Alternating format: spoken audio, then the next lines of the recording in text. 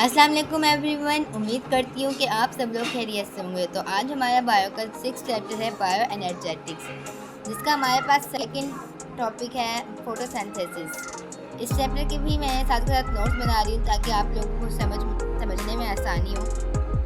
तो हम कुछ चीज़ें बुक से सीखेंगे और कुछ चीज़ें नोट से। यानी फोटोसिंथेसिस हमारे पास एक ऐसा प्रोसेस है जिसके अंदर हम लाइट एनर्जी को एब्जॉर्ब करके उसको केमिकल एनर्जी में बदल देते हैं। किसकी मदद से? फोटोसिंथेटिक पिगमेंट यानी कि क्लोरोफिल की मदद से। तो यहाँ पर हमारे पास की इक्वेशन थी, आप लोगों ने याद कर लेना। आगे कहता है carbon dioxide, water and light are the reactants. ये हमारे पास रिएक्टेंट्स है। आपको पता होना चाहिए कि जो एरो के इस तरफ वो रिएक्टेंट होते हैं, जो उस तरफ वो हमारे पास प्रोडक्ट होते हैं। हमारे glucose and oxygen are the product. अब आप देख रहे होंगे कि वाटर इस तरफ भी है और इस तरफ भी। अब आगे वो बताता है कि water appears on both side. वही बात कि रिएक्टेंट्स में भी है और प्रोडक्ट्स में भी है। of the equation because water is used as reactor in some reactions and released as product in others। वो कहता है कि क्योंकि वाटर हमारे पास कुछ रिएक्शंस में रिएक्टेंट के तौर पर आता है और कुछ में प्रोडक्ट की तरफ से। however there is no net yield of pure water, यानी कि इक्वेशन में ना ही इसकी वाटर के हमारे पास ना ही गेन हो रहा होता है और ना ही लूज हो रहा होता है। तो यहाँ पर हमारे एक बॉक्स दे रखा है। Photosynthesis is the process in which the energy poor and inorganic compounds of carbon, CO2 are reduced to energy rich carbohydrate. वो कहता है कि फोटोसिंथेसिस एक ऐसा प्रोसेस जिसके अंदर एनर्जी पूर मतलब जिनकी एनर्जी कम हो।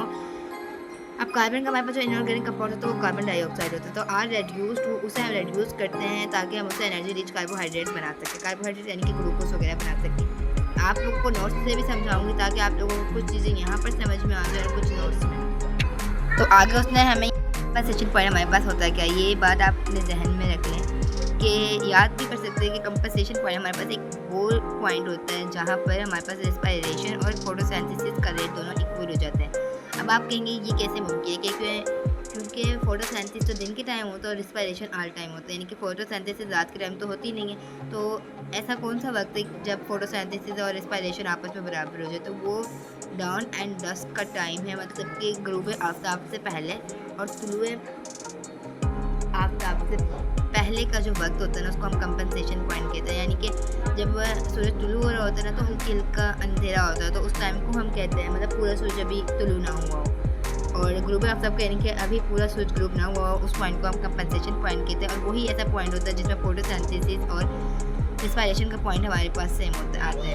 Photosynthesis use the product of respiration and respiration use the product of photosynthesis. अब रेस्पिरेशन फोटोसिंथेसिस के प्रोडक्ट इस्तेमाल करते हैं और product photosynthesis occurs only during day time but respiration goes on day and night. During darkness leaves and other parts respire and utilize oxygen and release carbon dioxide at dawn and dusk when light intensity is low। जब रोशनी की शिद्दत कम होती है, the rate of photosynthesis and respiration में भी equal for short time में। आपको वही बात बता दी जो मैंने वही बात आपको बताई जो यहाँ पे which is the oxygen released from photosynthesis is just equal to the amount of required for cellular respiration। Also the carbon dioxide released by respiration is just equal to the amount required by photosynthesis। at this moment there is no net gas exchange gases। ये वो point है जहाँ पर हमारे पास ना gases exchange नहीं होती, जहाँ लिक्विड के दरमियान और के दरमियान में तो इस प्रोसेस को कंपनसेशन पॉइंट कहते हैं। यानी कि एट नॉन अब दोपहर के टाइम की बात बता रहा है क्योंकि रात के टाइम तो हमारे पास रेस्पिरेशन होती है लेकिन फोटोसिंथेसिस नहीं होती और दिन के टाइम हमारे पास फोटोसिंथेसिस और रेस्पिरेशन दोनों होते हैं। सिमिलरली अच्छा हमारे पास अब वो बता रहा है नॉन के टाइम में ना लाइट इंटेंसिटी जब हमारे पास सूरज की शिद्दत ज़्यादा होती है, रेस्पिरेशन भी ज़्यादा होती है। At this time there is more requirement of carbon dioxide, मतलब इस टाइम उसे ना फोटोसिंथेसिस के लिए कार्बन डाइऑक्साइड की ज़्यादा ज़रूरत होती है। Respiration alone can not supply this carbon dioxide. Respiration ना अकेला इस कार्बन डाइऑक्साइड को नहीं सप्लाई कर सकता। Similarly, the oxygen produced during photosynthesis is more than the need of respiring cells। दोपहर के टाइम में फोटोसिंथेसिस इतनी ऑक्सीजन प्रोवाइड कर इतनी ज़्यादा बनाता है कि रेस्पिरेटिंग सेल्स की नीड से यानी कि उसकी ज़रूरत से भी ज़्यादा होती है, तो वो कुछ ऑक्सीजन ना एटमॉस्फेयर में दे देता है। सो द रिजल्ट इसका नतीजा क्या निकलता है? इसका नतीजा निकलता है कि ऑक्सीजन को वो दोपहर के टाइम रिलीज़ करता है जबकि कार्बन डाइऑक्साइड को वो लेता है। तो ये था हमारा कंपनसेशन पॉइंट। मैं आपको नोट से समझाती हूँ। ये नोट से हम फोटोसिंथेसिस के डिफाइन आप लोग ये भी कर सकते थे process in which energy poor और inorganic parts of carbon dioxide hydrogen and reduce to energy rich carbohydrate glucose by using light energy and converting this energy into chemical energy by photosynthetic pigment chlorophyll. वही बात जो मैंने आपको बताई थी।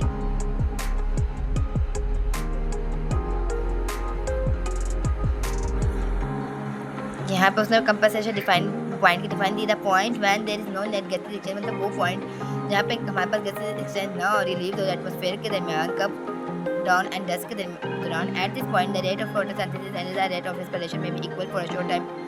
Is called compensation point. अब during daytime कहता है photosynthesis only occurs when light is available.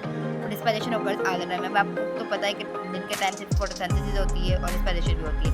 Respiration तो तमाम टाइम में होती है. During night सिर्फ respiration होती है, ना कि photosynthesis. अब दोपहर के टाइम उसने हमें बताया हुआ है रिजल्ट. ये आपकी बुक में तो नहीं है, लेकिन मैंने आपको समझाने के लिए बनाया है कि ये हमारे पास दिन का टाइम है, ये दोपहर का टाइम है, तो सॉरी रात का टाइम है. जब हमारे पास एक ऐसा पॉइंट आता है जब ये rate of photosynthesis rate of respiration equal हो जाता है, तो उस पॉइंट को आप कंपनसेशन पॉइंट कहते हैं. तो ये था आपका आज का टॉपिक.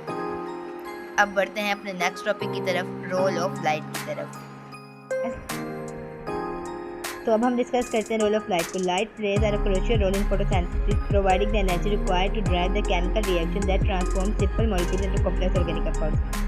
लाइट का फोटोसिंथेसिस में बहुत अहम किरदार होता है. ये एनर्जी को अब्जॉर्ब करके केमिकल रिएक्शन में सिंपल मॉलिक्यूल्स को कॉम्प्लेक्स ऑर्गेनिक कंपाउंड्स में ट्रांसफर कर देती है. कहते हैं लाइट एनर्जी जो होती है वो हमारे पास अब्जॉर्ब होती है क्लोरोफाइल की मदद से. अब एब्जॉर्ब लाइट को हम कन्वर्ट करते हैं केमिकल एनर्जी को, जो स्टोर होती है किसकी फॉर्म में, CH बॉन्ड एनर्जी की फॉर्म में. अब आगे हमारे पास एक्शन स्पेक्ट्रम. एक्शन स्पेक्ट्रम हमारे पास एक ऐसा प्रोसेस है जिसके अंदर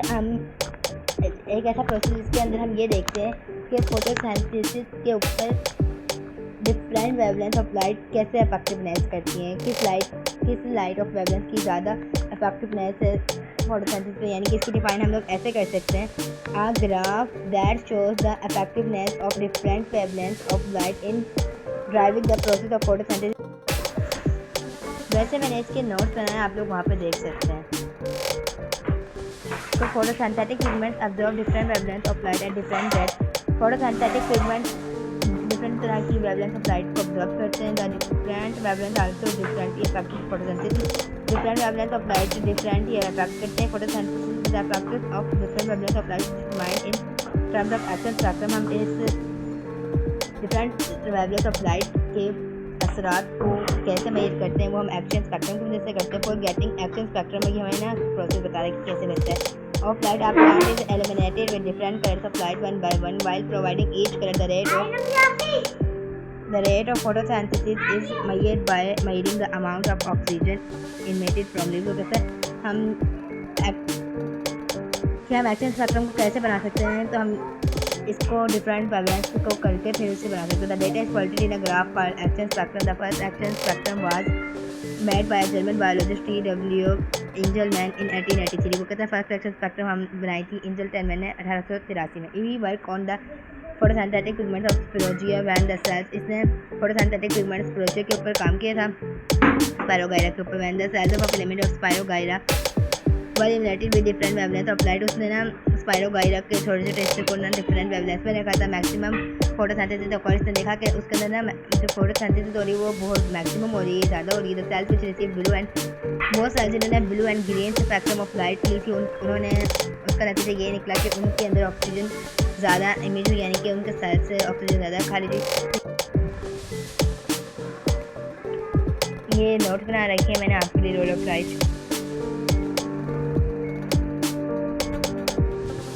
यहाँ पर मैंने ना हेडिंग 2 डाली हुई, प्रोसीडर और फॉर गेटिंग एक्शन स्पेक्ट्रम.